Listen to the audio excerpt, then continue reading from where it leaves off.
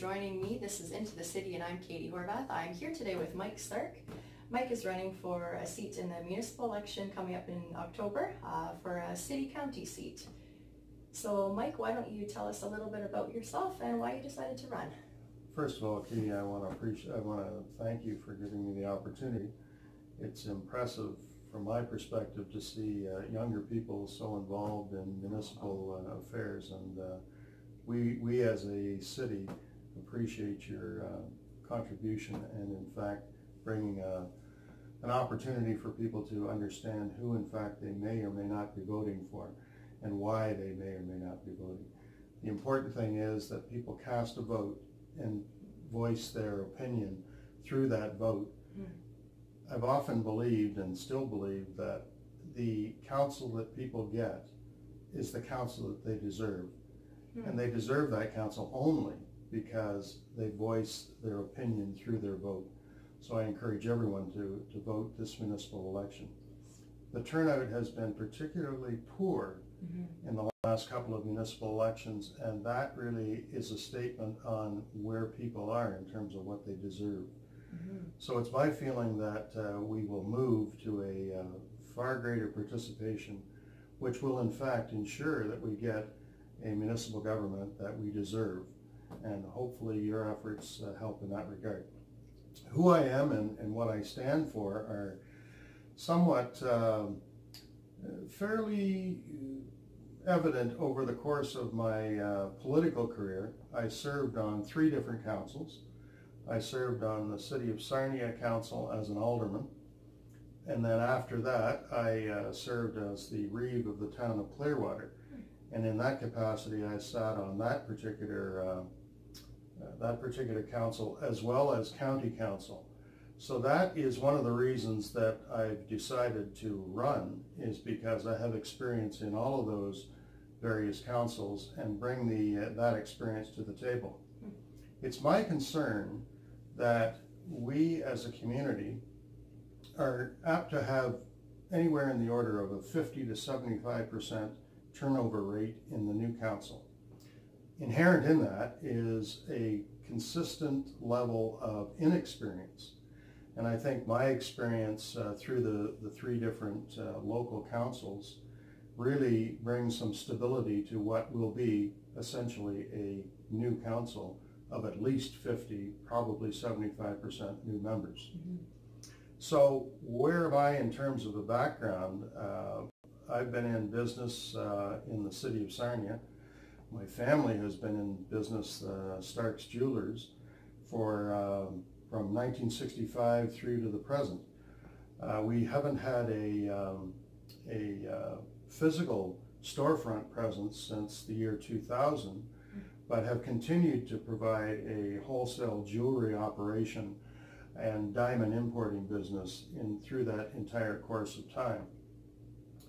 In addition to that, I also was a financial planner. And in that capacity, I certainly have had the experience of developing financial plans and ensuring that they're implemented. One of the issues that I think the new city is confronted with, and something that I spoke to on my Facebook page today, as a matter of fact, is the infrastructure deficit. And part and parcel of the role of being a financial planner is you have to plan for eventualities that you know are coming, but also those that aren't foreseen. So it's really a matter of taking that experience, the life experience that we all have, whatever candidate comes to speak with you and speaks to the public, as to whether or not they bring a background, a life experience that's going to add to the council. And inherently then into the lives of the people that they serve. I think it's too often the case that municipal councils tend to try to provide more services or more interests than they really should be. One of the main and actually the primary interests of municipal councils is to provide hard services, roads, sewers, bridges. That's what we're there for. You know, we are instructed by our constituents to take in their tax dollars and hopefully use it to their best advantage. Mm-hmm. That advantage is really defined primarily in hard services. So could you give an example of council maybe overstepping that line of hard services? Well, I'll use an example that appears in one of the local papers today. We have people out literally going door to door questioning the validity of a dog and running the streets looking for excuses to find that dog owner's, inherent love of a pet, albeit that they should be restricted in terms of their running free. Mm-hmm. But we actually are paying people to go door to door, mm-hmm. trying to find out whether or not a dog owner is adhering to their responsibilities. Mm-hmm. Well, from my perspective, I'd rather see that money that's being devoted in those kind of efforts, and obviously that's one of many, mm-hmm. but using those dollars towards roads, sewers, mm-hmm. things that people are expecting out of their tax dollar. Mm-hmm. I don't think policing whether or not we're appropriately licensing dogs is exactly the most effective use of our dollars. Mm-hmm. That's a fair point. So you mentioned that you keep coming back to politics. You've served on a couple different councils. So what is it that keeps you coming back? Well, I was, when I was the Reeve of Clearwater, actually I should start by saying that I was, the immediate term prior to running for office in the town of Clearwater, I was an alderman with the city of Sarnia, but I also was the chief boundary negotiator, the chairman of the boundary negotiating team for the city of Sarnia. Okay.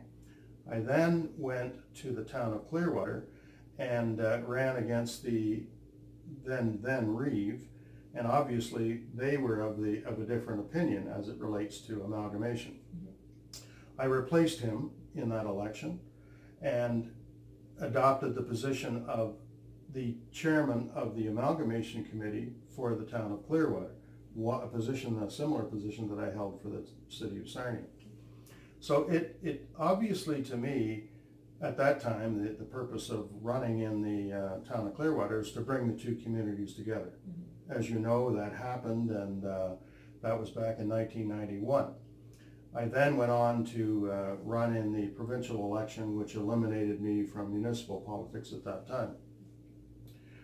What transpired in the intervening years has been, in my view, a reneging of the promises that were made during that negotiation, in the sense that we tried to bring together two communities to create a more efficient and in terms of delivery of services. But for the entire community, it was to bring the community together towards one end as we move forward as a municipality.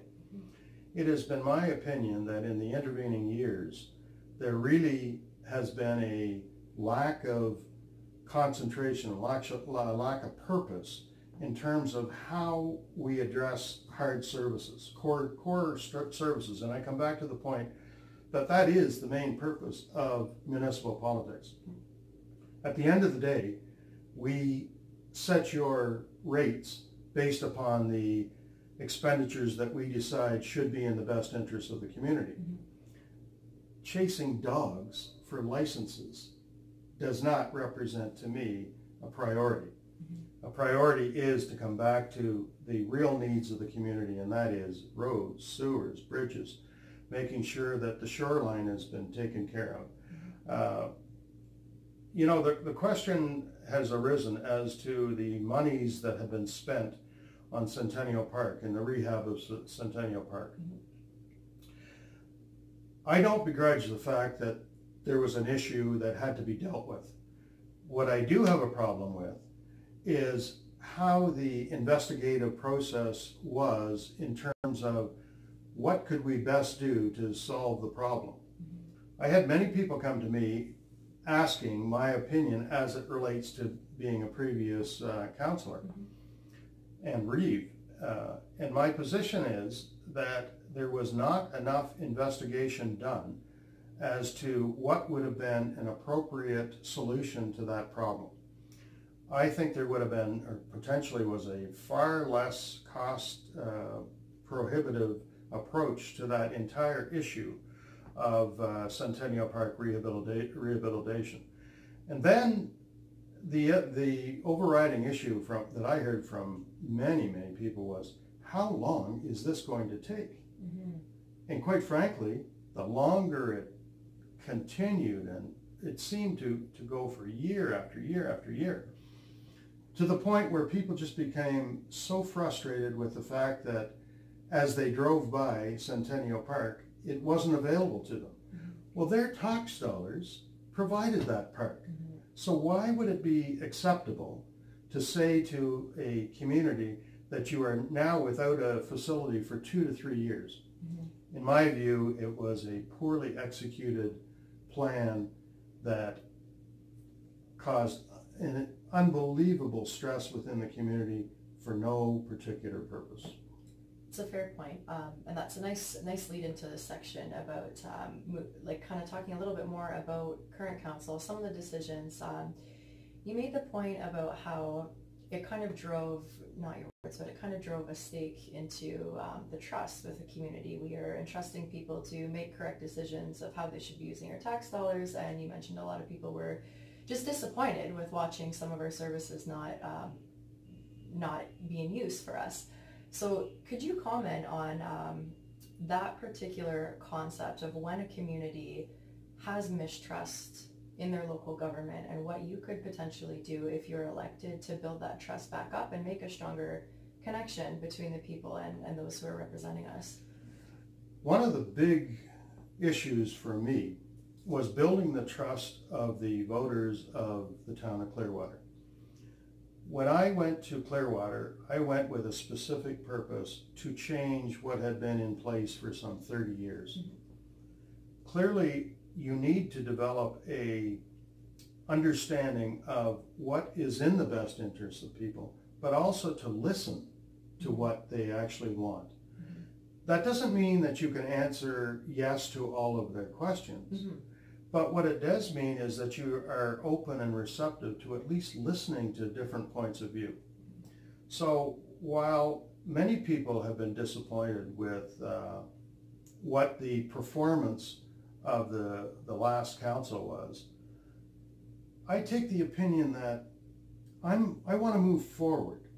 I don't really want to look back. Mm-hmm. I think members of that council who've chosen to seek re-election, they have to answer those questions. Mm-hmm.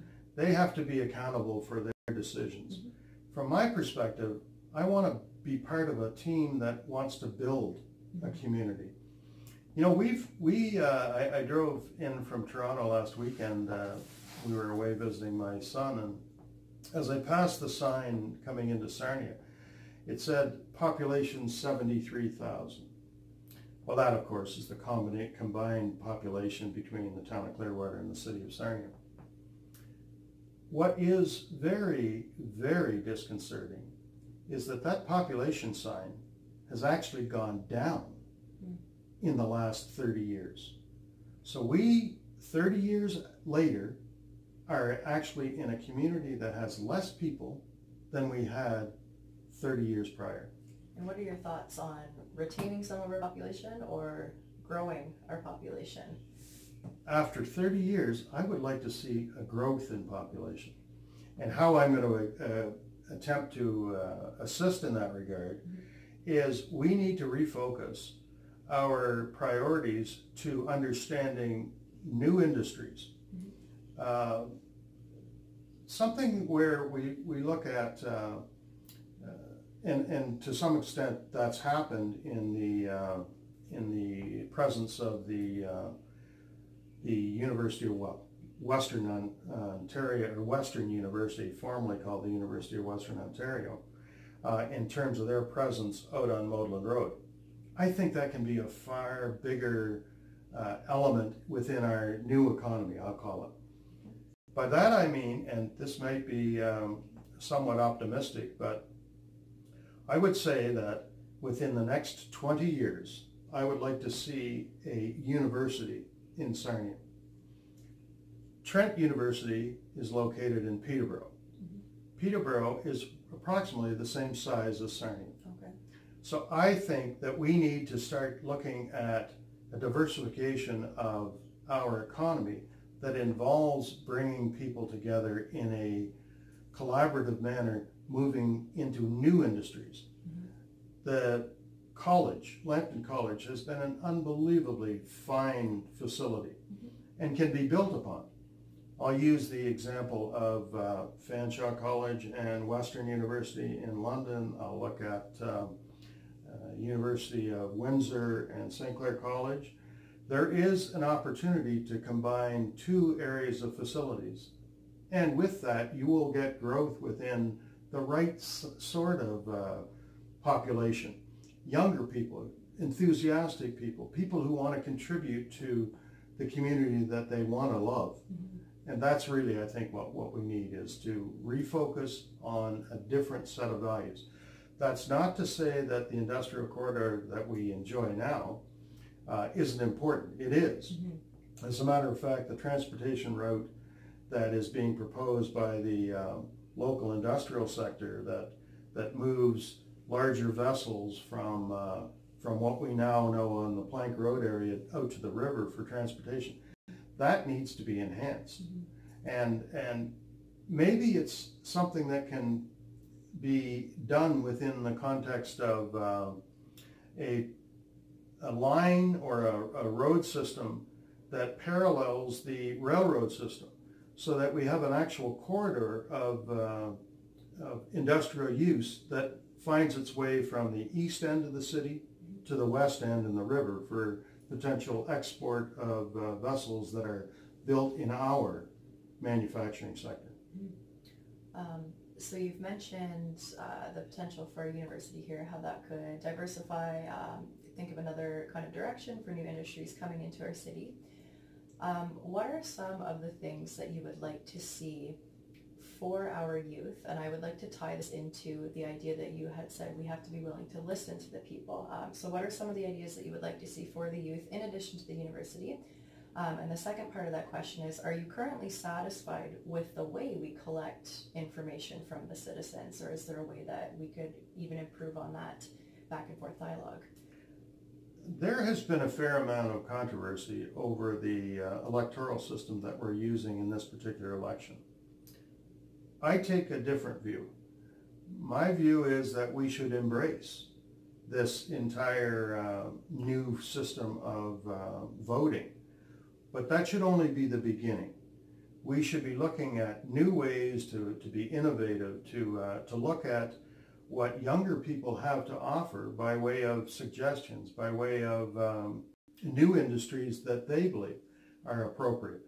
See, I don't think that it's incumbent upon the new council to have all the ideas.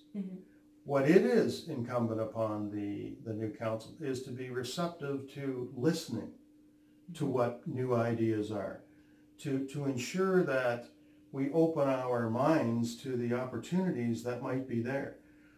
I, quite frankly, within the 4-year term of this next council, I expect that there will be so many different ideas in terms of what's available.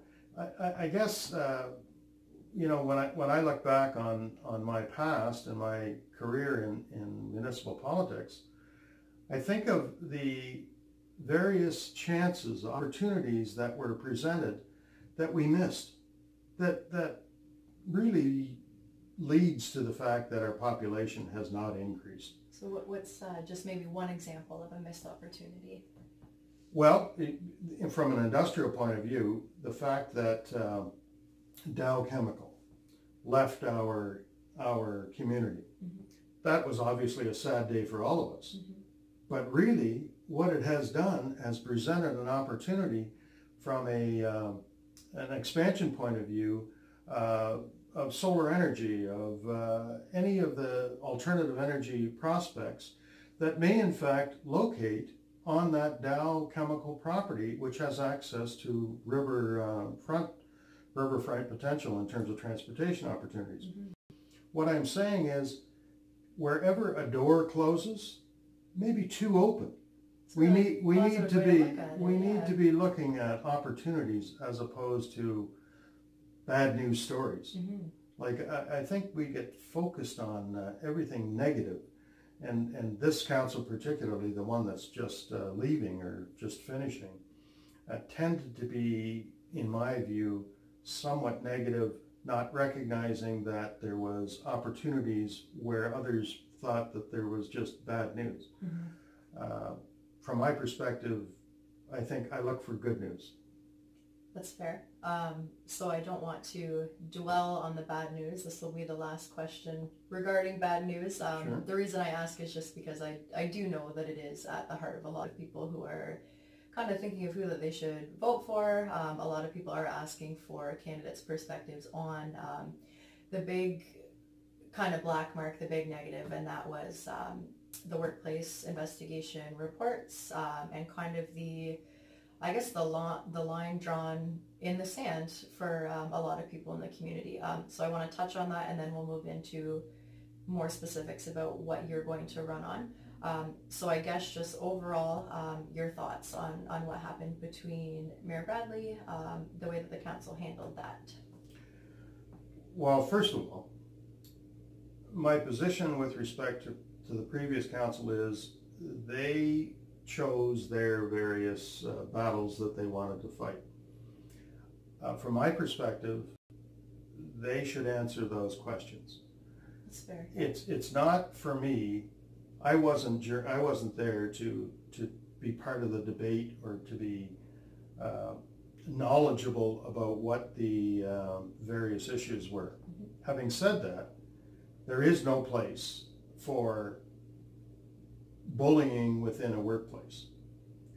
The fact of the matter is that all people, when they come to work, should be respected. That to me is a common sense approach to anything. As I sit across from you, it's important for me to respect your boundaries and you to respect mine. That shouldn't be a difficult premise for people to understand. I guess from my perspective, I leave the voters to choose whether or not the previous members of council acted appropriately. I'm not prepared to deal with anything other than that. I believe the electorate get the council that they deserve, and I have full confidence that this electorate will make an appropriate decision this time around. Okay, that's fair. So moving into the last section here of the interview, I'd like to get more specifically on the issues that are most important to you for your campaign. So we can start with 3 most important issues in Sarnia. What do you think that they are? Well, let me go back to the previous question. Sure. In the sense that I believe one of the big issues in this campaign is the fact that we potentially will have a 50 to 75% change in the makeup of the council. Experience matters. And I think it's important that people like myself who have past experience bring to the table the opportunity for the electorate to have a choice that involves experience. So, as an example, the first month of this council, December is historically the month that the council deals with capital budgets. Capital budgets are probably the most important issue that confronts a council. So we are going to ask new members, potentially 75% of the council, to deal with the most important issue with zero experience. I don't think that I want to entrust a council that new with issues that are so important. So, number 1, experience. Number 2 is the actual establishment of the budgets that are in place for the city. 75% of infrastructure problems deal with roads or sewers, a combination of that. Well, that doesn't sound very exciting. people aren't going to get too excited about that. But they may well be excited by the fact that 344 million, some odd thousand, $444,426,000 is the backlog. That didn't happen overnight. That is many, many years of neglect. And not neglect in terms of services, well, it is neglect in terms of services provided, but it's neglect in terms of dealing with the issues of services. I come back to the point that the main responsibility of a municipal council is to address hard services, delivery of services to people. We don't need dog catchers in the sense that we're going door to door asking people to be fined for their dogs running loose. We need people that are focused on those items that affect our taxes. So it comes back to taxes. And finally, the third thing that I think is probably most important is a civil discourse within the administration of the city. We need people who, one, respect one another, treat people with an equal amount of respect that they deserve, and those who are employed with the city of Sarnia should and will, if I'm in place, receive the kind of respect that they should in fact do require and deserve. Okay, so we've got experience, infrastructure backlog, and respect amongst admin and the political wing at City Hall for the most important. Correct. Okay. So what can we expect if you get elected? What can we expect from you? Well, you can expect, and this is garnered really over the course of my life. I'm about to become a senior citizen. I turned 65 just prior to the election. Over that 65 years, I've learned that team play is a lot more effective than individual accolades. I really don't, I'm not concerned about who gets credit for things that go right, nor am I concerned about who gets blamed for things that go wrong. What I am interested in is making sure that the new council represents this community in a cohesive, respectful, and friendly manner. What's wrong with being friends with people? You know, we really have missed an awful lot of opportunities. And as I turn 65, I want to make sure that the community has a sense of one group of people working together as a team at City Hall for the betterment of all of our citizens. Hopefully more citizens than we have today, and hopefully embodying a new university as successful as our college has been. That would be great. So last question that I have for you, and then I'll give you, of course, an opportunity to add in any of your final thoughts. Last one for me. I have not decided yet who I'm going to vote for. We've got total, including mayoral candidates, 43 of you guys to choose from, to get to know. So why should I vote for you? I think you've answered the question answered your question within your question. We have 43 candidates running for 9 seats on a municipal council. Why is that? Well, that's a record number of candidates. That speaks to the issue that people are unbelievably dissatisfied with what has gone on. People recognize that and said, I'm going to do something about it. What you're going to get with me is someone who is going to do something about it.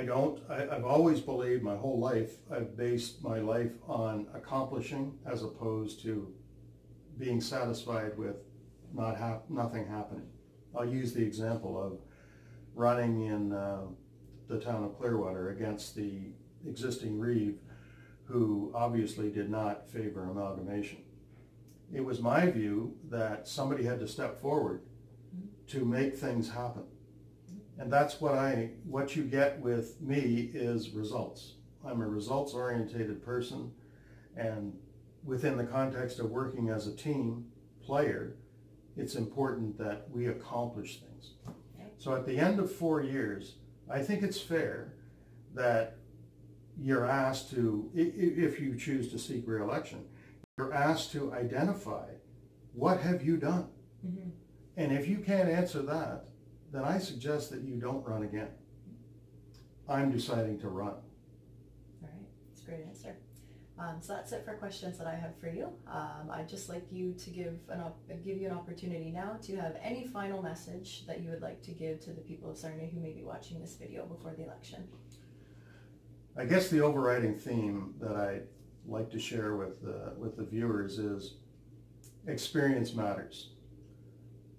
I don't think that we're in a situation where, yes, there's discontent with the previous council, obviously based upon the fact that there's 43 people running for office this time. Mm-hmm. What I like people to think about is, if you want to see a community that moves forward, what better, you need to ask yourself, what better way is that going to be accomplished than to put somebody there with experience? But I mean relevant experience. Mm-hmm. Yes, it's true that we all bring different life skills through our previous life experiences. Mm-hmm.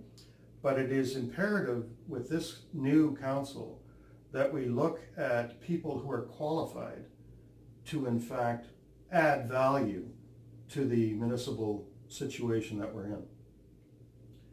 I think it's important that people take the opportunity to cast a vote this time around, and I do encourage people to cast a vote, Mm-hmm. that really recognizes that this is your community. We need to have this community grow and prosper, but we need to do it together. Mm-hmm. So if there's an overriding theme that I'd like to leave the voters with, it's whether it's me or someone else, elect someone who is going to work together, not continue to pull apart. Okay, thank you very much for meeting with me today. Oh, thank you very much for the opportunity. Okay. And thank you guys for watching. Again, if you like what you've heard today, this is Mike Stark. He's running for a seat for City County in the upcoming 2018 municipal election. So don't forget to vote. Polls open online October 11th. Again, this was Mike Stark. Thanks for watching.